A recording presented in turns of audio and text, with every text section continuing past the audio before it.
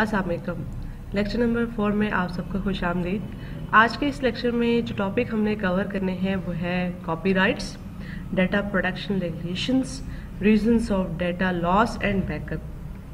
तो as I told you, हमने chapter number 6 start किया था और आज चैप्टर नंबर 6 का हमारा लास्ट लेक्चर है जिसका नाम था सिक्योरिटी, कॉपीराइट्स एंड लॉ। ठीक है, तो अगर आपने ये पिछले लेक्चर नहीं देखे तो मैं आपको सजेस्ट करूंगी पहले आप पीछे लेक्चर देखें, उसके बाद ही आज के लेक्चर पे आए। तो स्टार्ट करते हैं आज का लेक्चर।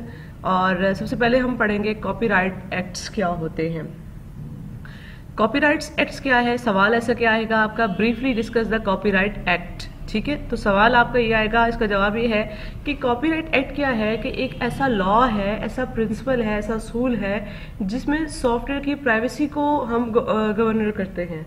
अब इसके अंदर कुछ चेंजिंग की गई है 1983 के अंदर। इसमें क्या कहता है कि अगर कोई भी ऐसा बंदा जो सॉफ्टवेयर बनाए और कोई दूसरा बंदा उसकी परमिशन के बगैर वो उसको बेच दे, हालांकि बनाया हुआ उसका था, उसका जो बेच रहा है उसका नहीं है, तो उसके लॉ के मुताबिक उसको हम पनिश दिया जाएंगे। यानी एक बंदे की मलकियत है, दूसरा बंदा जाके दूसरे को कहे कि ये मेरी मलकियत है, तो उस लिहाज से उसको हमने सजा देनी थी। इस लिहाज से बहुत बड़ी पनिशमेंट दी गई थी। और अगर कोई बंदा क्लेम करता है तो पहले उसके पास कॉपीराइट्स होने चाहिए।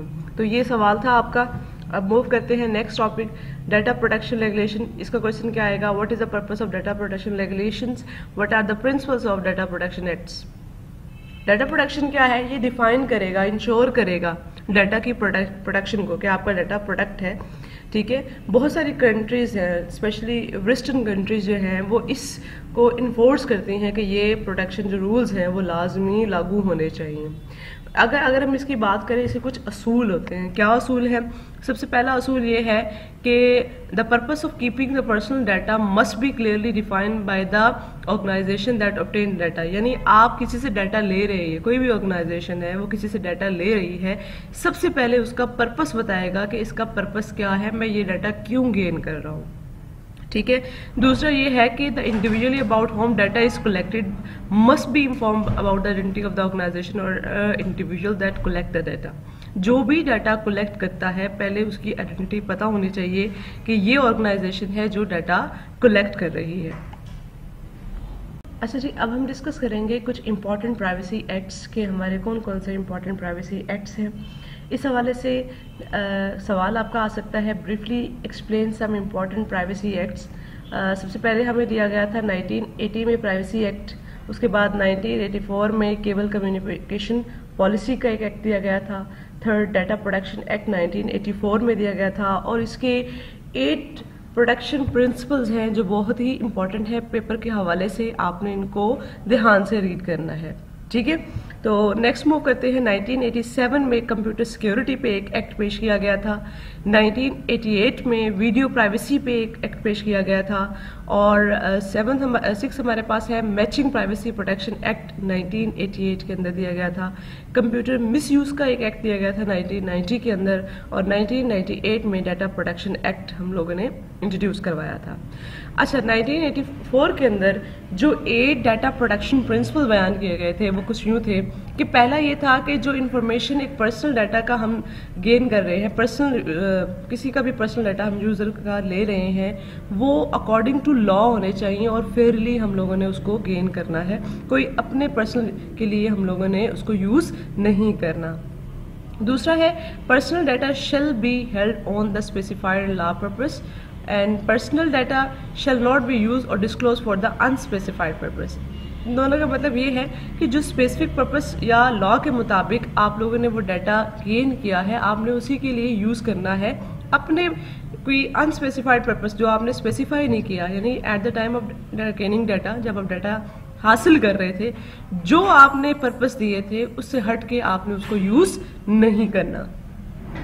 Personal data shall be adequate and relevant to the specified purpose. इसका मतलब ये है कि आपका जो पर्पस है आपने उसके मुताबिक ही डाटा लेना है, उससे आपने तजावुज नहीं करना। यानी जितना आपको ज़रूरत है सिर्फ उतना ही डाटा लेना है, आपने उससे ज्यादती नहीं करनी। ज्यादती से मुराद ये है कि जो डाटा आपकी ज़रूरत है उससे ज़्यादा डाटा नहीं लेना। Personal data shall be accurate and must be kept up to date. जो आपका पर्सनल डाटा है वो एक्यूरेट होना चाहिए और अप टू डेट होना चाहिए। सपोज एक बंदे के मतलब आपने डाटा लिया हुआ है, कुछ दिन बाद उसका फ़ोन नंबर चेंज हो गया है, तो आपने उसका डाटा अप टू डेट ही रखना है, वो नंबर आपने वहाँ चेंज कर लेना है। छठा आएगा personal data shall not be kept for a longer than it's necessary for the specified purpose. इसका मतलब है जितना अरसा आपको ज़रूरत है, जब आप डाटा गेन कर रहे थे उस वक्त आपने ये भी स्पेसिफाई करना है कि आपका डाटा हम इतने वक्त के लिए अपने पास रखेंगे, उतने वक्त तक आप वो डाटा रख सकते हैं, उसके बाद आप वो डाटा नहीं रख सकते। अच्छा, दूसरा 7th ये है कि जिसके मुतालिक आपने डाटा लिया है उसको आपने ऑथेंटिकेट करना है और उसके पास ये राइट है जब भी चाहे वो डाटा उसको दोबारा एक्सेस या हासिल कर सकता है। और 8वां है कि जो जिसका आपने डाटा लिया है वो उस डाटा को सिक्योर करने के लिए जितना हो सके आप उसको सिक्योरिटी मेजर्स आपने लेने हैं ताकि कोई भी अनऑथराइज्ड यूज़र उसको ना एक्सेस कर सके, ना उसको तब्दील कर सके, ना क्या कोई दूसरी बात यह है कि आपसे वो एक्सीडेंटली लॉस भी ना हो, उसके लिए आप उसका बैकअप लेके रहें। अच्छा, डाटा लॉस की रीजंस क्या है? सैबोटेज। सैबोटेज का मतलब क्या है कि कोई आपका एंग्री एम्प्लॉय है ऑर्गेनाइजेशन का, वो खुद से जाके आपका डाटा डिलीट कर दे। मशीन फेलियर, आपकी मशीन ख़राब हो सकती है, उससे भी डाटा आपका लॉस हो सकता है। सॉफ्टवेयर एरर, किसी भी सॉफ्टवेयर के एरर से भी आपका डाटा लॉस हो सकता है। Human error, power failure. अच्छा जी, अगला हमारा टॉपिक है पासवर्ड। आपका कंप्यूटर सिस्टम को प्रोटेक्ट करने के लिए एक हमने पासवर्ड इंट्रोड्यूस करवाया। उसमें ये है कि सवाल आपका यूँ आ सकता है कि what is password, what is its purpose, give some example of password. Password होता क्या है? एक सीक्रेट वर्ड्स हैं जो प्रोटेक्ट करते हैं आपके कंप्यूटर सिस्टम को या प्रोग्राम्स को। इसमें नंबर्स हो सकते हैं, अल्फ़ाबेट्स हो सकते हैं या दोनों हो सकते हैं। अब यूज़र ने अगर कंप्यूटर सिस्टम में या आपके समझ लें कि सॉफ्टवेयर में या प्रोग्राम में एक्सेस करना है, उसने लाजमी टाइप करना होगा पासवर्ड। जैसे फेसबुक अकाउंट देख लें, अगर आपने लॉगिन होना है तो आपको पासवर्ड देना पड़ जाता है। जैसे आपने कंप्यूटर में विंडोज़ पे पासवर्ड लगाया होता है, तो ये क्या है? आपका पासवर्ड है। पासवर्ड का पर्पस क्या है?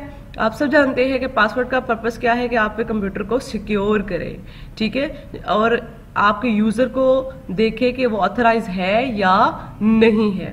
कुछ एग्जांपल्स पासवर्ड की अगर हम देखें तो ये प्रोवाइड फेसबुक है, ईमेल आईडी है, तो ये आपकी बेस्ट एग्जांपल्स है किसकी? पासवर्ड्स की। इंटरनेट सर्विस प्रोवाइडर है, उनके जो अकाउंट्स हैं वो भी क्या होते हैं, उस पर भी क्या लगे होते हैं? पासवर्ड ही लगे होते हैं। अच्छा, डाटा अगर आपका लॉस हो जाए तो आप उसको रिकवर कर पाओ, उसके लिए एक सोल्यूशन हमने बताया था लास्ट टाइम भी कि बैकअप ऑफ डाटा लेना है, आपने डाटा का बैकअप ले लेना है। बैकअप की अगर हम बात करें तो बैकअप क्या होता है? एडिशनल कॉपी होती है किसी भी इंफॉर्मेशन की जो आप सेकेंडरी स्टोरेज पे रख देते हो, ठीक है। इसका पर्पस क्या होता है कि जब भी कंप्यूटर डैमेज हो जाए या पावर फेलियर हो जाए तो आप उसको एक्सेस करो। अगर आप कोई फाइल एक्सीडेंटली डिलीट हो गई है आप उसको रिकवर करो। अब यूज़र अगर ओवरराइट कर देता है एग्जिस्टिंग सिस्टम का तो आप उसको भी रिकवर कर लो। मशीन फेलियर हो जाते हैं तो तब भी आप उसको रिकवर कर लो।